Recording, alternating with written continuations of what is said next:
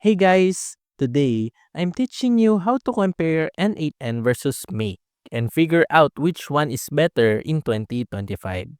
If you're searching for the best automation tool to streamline your workflows, this guide will help you decide. Let's start with n8n.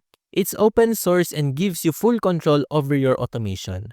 You can run it on your own server, build highly customizable workflows, and even integrate APIs with advanced logic.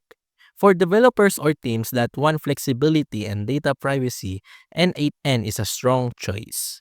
Now, Make, formerly known as Integromat, is all about ease of use. It has a clean drag and drop interface, thousands of pre-built integrations, and is beginner-friendly. You don't need coding skills to create powerful workflows, and its templates save a lot of time.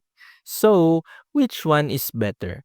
If you value customization, open source freedom, and hosting control, go with n8n. But if you want simplicity, speed, and a polished user experience, Make is the better option.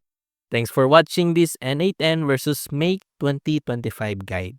Don't forget to like, share, and subscribe for more quick comparisons and reviews. See you in the next one.